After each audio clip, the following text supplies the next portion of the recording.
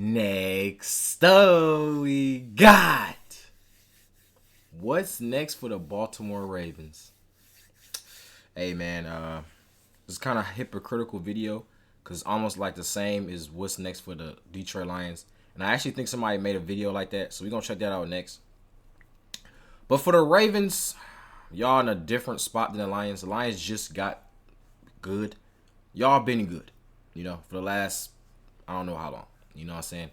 So, let me know in the comments, how do y'all feel? Ravens fans, I haven't heard from y'all. I know a lot of y'all has been depressed. Okay? Starving yourselves. Look, it's okay, bro. Live to fight another day. Alright? It's gonna be alright. Anyways, though, hit like button, hit that sub button. Also, too, I do have some food. You know what I'm saying? Chicken tenders with the rice, with the vegetables, green screen vegetables. You know what I'm saying? Baltimore Ravens finished the 2024 season with a 12-5 shout out to my boy, Football Analysis. Hit that like button, hit that sub button. record and made the playoffs for the sixth time in the last 7 years. And for the sixth time in the last 7 years, they lost before reaching the Super Bowl, this time to the Buffalo Bills with a score of 27-25. It was a heartbreaking loss for the Ravens, especially with how they lost this game to the Bills, and it came down to the very last drive. And with this loss to the Bills, the question has to be asked is, what's next for the Baltimore Ravens? They lost another tough postseason game in a game where they turned the ball over 3 times to Buffalo 0. And credit to the Bills defense for making these plays because they were all absolutely game-changing plays that played a big part in ending Baltimore's season while extending Buffalo's season.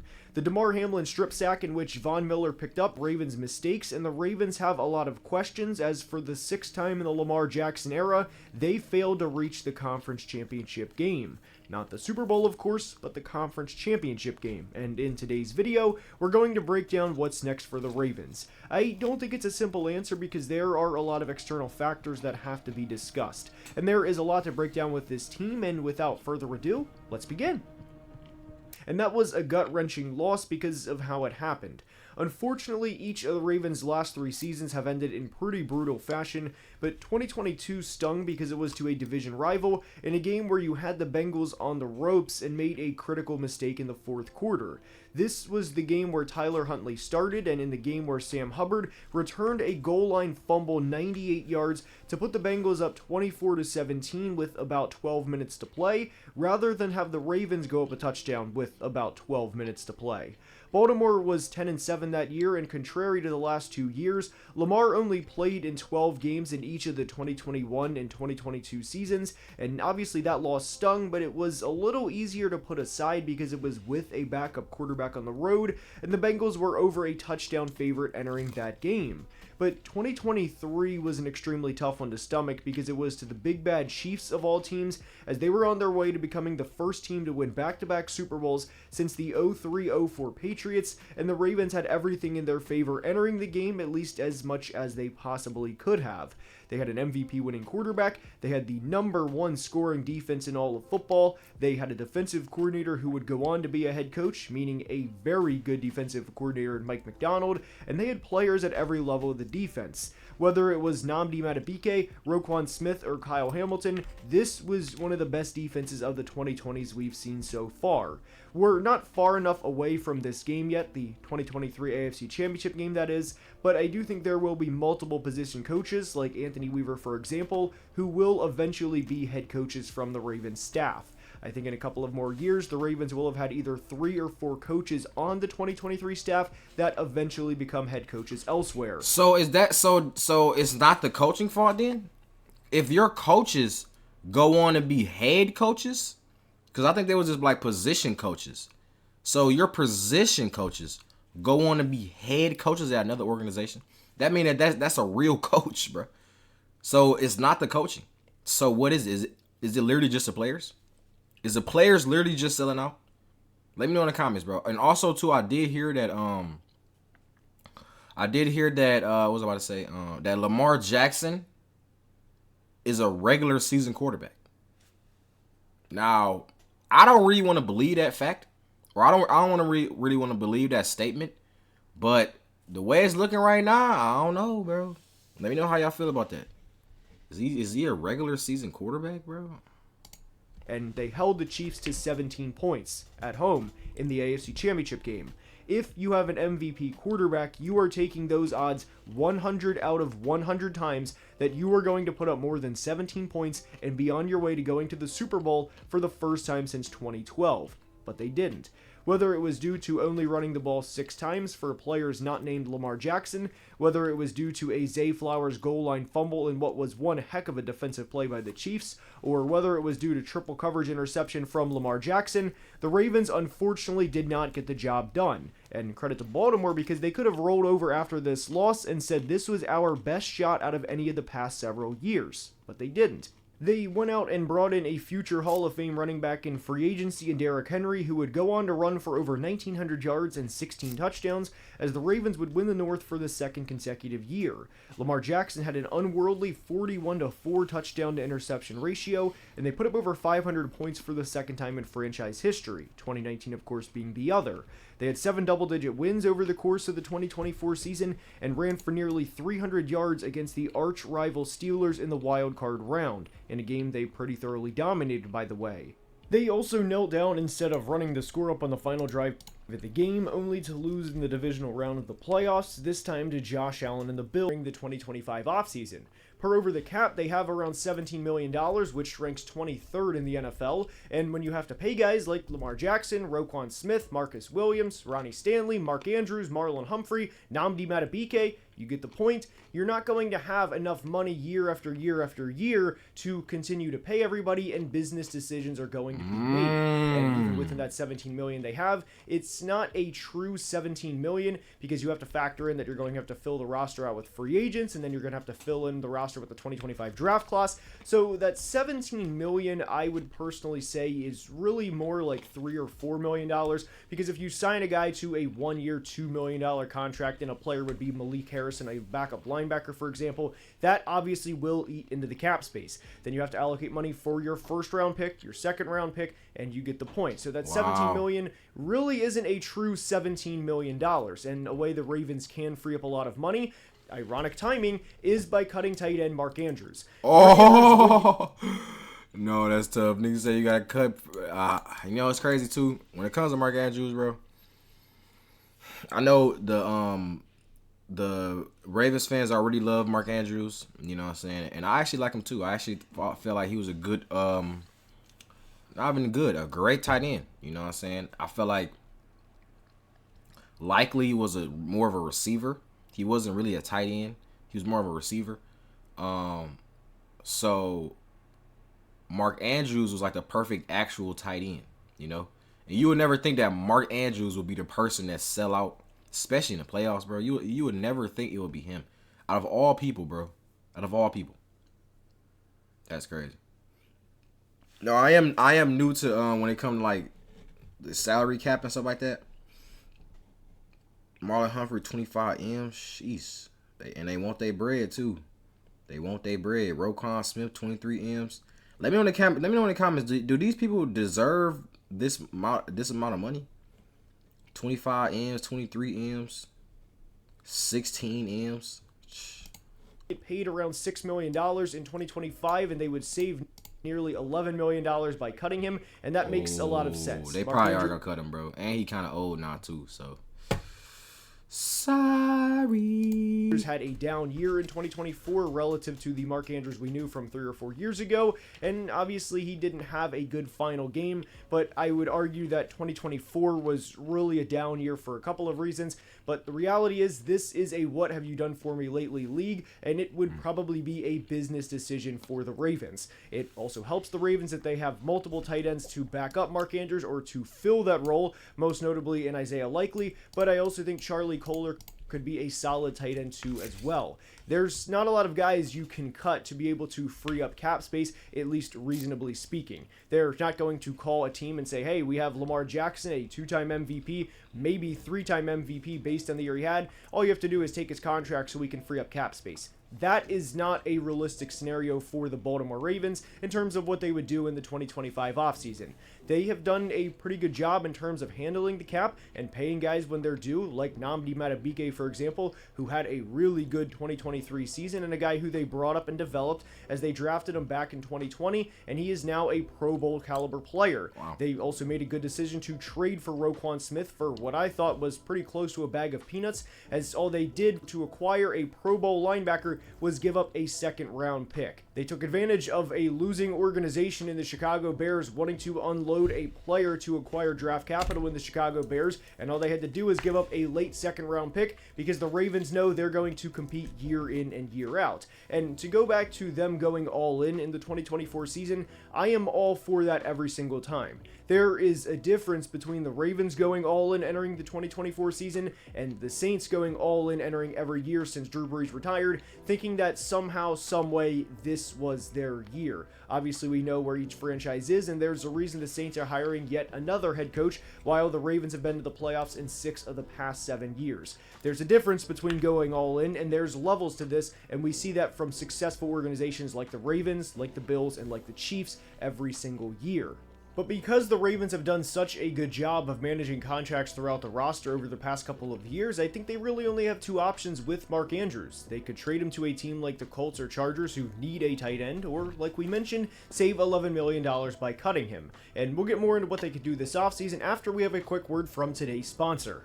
And guys, things are getting big in the football world, and whether your team has made it to the conference championship or not, there's still plenty of ways to enjoy the $1 in cap and bonus sports bet fan spices. This code at today's videos within free agency for the Ravens. One thing I don't think they should do is panic. This is a really good roster, and this is not a situation like the Colts or Steelers, for example, where they have really good players on their team, and their primes, by the way, with guys like Jonathan Taylor. No, now I really think about it. When has I think the last time the Ravens been to the Super Bowl, or even was like close to making the Super Bowl, I think it was it when Joe Flacco was playing? 2013, yep. Who's on the 2013 roster? Oh yeah, Ray Lewis. Yeah, I knew it. Ray Lewis, Joe Flacco. Yep. Yep, that's when the Ravens was the Ravens. Oh, they had Jacoby. Yep. Ed Reed. Yep. That was a team. That was a team for sure. Anquan Bolden. Was he on that team? I remember them Ravens. I ain't gonna lie. I remember them Ravens for sure. For sure. So that was the last time. Was that the last time they even been? When last time they been to the Super Bowl? They've not won, but been.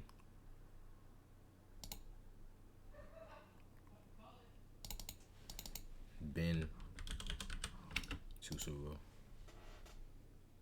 Dang, last time y'all been was 2013? Last time y'all been and y'all won. Jeez. Wait, so y'all only had 2 Super Bowls? Wow. So 1 in 2001 and 1 in 2013. And TJ Watt and a now 35 going on 36-year-old Cam Hayward, where they're in an extremely difficult position because they don't have a quarterback and they're not going to be able to string together multiple playoff wins to ultimately reach the Super Bowl. Not even close. What needs to be remembered, not just for Ravens fans, but Bills and Bengals fans too, is only 2 teams can get to the conference championship every year. And Kansas City has been to the AFC Championship game in every year since 2018. So in a lot of ways, you are playing the first few rounds to see who gets the opportunity to play the Chiefs for a trip to go to the Super Bowl. It should not be a hot take to say the top 4 quarterbacks in the AFC at the moment are, in no order, Patrick Mahomes, Josh Allen, Lamar Jackson, and Joe Burrow. Teams would kill to be in the situation the Ravens are in. And one reason why I am a little more optimistic about the Ravens' future at this point than I was specifically compared to the Bills last year is because the Bills went all in and had all of these aging guys like Stephon Diggs, like Von Miller, and had some bad contracts too for guys that were past their primes, due in some part to injury, and Tre'Davious White, the former Bill, is a great example. Von Miller also looked bad in 2023 coming off of his ACL tear in 2022, but rebounded at 35 years old this past year, which is not something something I was expecting, and he looked like a much better player this year than last. And one thing with the Bills that I underestimated heading into the 2024 season is everybody stepped up, and there's a reason they had over 520 points and had an 8-game span where they had 30 or more points in every game, which is insane. And all the credit goes to the Bills for proving everyone wrong, myself included. Now, it's definitely not as simple to say, well, why can't the Ravens do that in 2025? But my point is, the Ravens improved significantly down the stretch, especially defensively. The first half of the season, outside of a game here or there for Baltimore, ironically one of which was against the Bills in Week 5, they looked bad defensively. But things changed in the second half of the year, and all things considered, I thought the defense played fine in Buffalo in the divisional round. And whether your defense is the 85 Bears or whoever, that is not setting your defense up for success. Buffalo had 10 points off of turnovers in a do-or-die game, and their defense stepped up and made plays to put their offense in advantageous situations. Buffalo, that is. It obviously doesn't help the Lamar playoff narrative, but one thing I do think the Ravens can take away positively from the game in Buffalo is they battled back in a big way, and we haven't seen that from Lamar and the Ravens in this era, in the playoffs specifically, not to this level. I will be honest, whenever they had the holding penalty on the kickoff and had the ball at their own 12-yard line, down 8 points with 3 to play, and already committing 3 turnovers on the day, I thought obviously losing by 2 points in the way they did stings, there's no doubt about it, but the Ravens are one of the most well-run organizations in football, and they showed a lot more against the Bills in 2024 than they did even a year prior against the Chiefs in 2023. And the reality is, not just with the Ravens, but with any of the teams with the elite quarterbacks, whether it's Baltimore, Buffalo, Kansas City, or Cincinnati, the rosters are going to change significantly through each of these guys' careers. And we've seen that especially with Kansas City and Buffalo, as they've traded players like Tyreek Hill, L'Jarius Sneed, and Stephon Diggs. And as we know, Cincinnati let a lot of guys walk in free agency, Jesse Bates, of course, being the most prominent. I swear, bro. I swear I thought the Chiefs was going to fall off. I swear I did, bro. When they traded Tyreek Hill, I'm like, bro, that was y'all only hope. Pat Mahomes can't do this by himself. Right? Right? Baltimore Ravens roster is going to look a little different in 2025 than it does right now, and I don't think there's a reality where Ronnie Stanley returns in 2025. I also think Mark Andrews is gone. So from a draft perspective, if Baltimore could bring in a guy like Josh Connerly from Oregon, a prospect I am very high on, and a guy who is a very athletic tackle, and a player that I think would transition seamlessly from Oregon to Baltimore, and a guy that has very quick feet and, believe it or not, was a former running back, that would fit well with the Baltimore Ravens, given how much they like to run the football in the first round, and then potentially draft a guy like TCU's Jack Besh, who is a big receiving prospect from TCU in the second round. That would make a lot of sense in terms of getting the Ravens back to where they need to be, which is to the conference championship game, and to give Patrick Mahomes and the Chiefs everything they can handle. The Ravens' third leading receiver in 2024, not in terms of actual yards, but third leading receiver, so wide receivers here, was a 31-year-old Nelson Aguilar. Technically, the third leading receiver was Mark Andrews, but you get the point. Outside of Zay Flowers and Rashad Bateman, the Ravens did not have a lot of depth, and not having your wide receiver one with the season on the line was not ideal for Baltimore. So if you can improve the offense and what was already one of the best offenses in the league in 2024, while not really hindering the defense all that much entering the 2025 season, why not go for it? I ain't gonna lie, that's low-key. I didn't even think about that. The Ravens really don't even have receivers. Zay Flowers, Aguilar, likely. Like, bro, if you really think about it, they was throwing to their running back half the time. Justice Hill got more receptions than receivers, bro. Okay? Probably even more yards. So, that's looking kind of crazy. They have really two out-of-position players.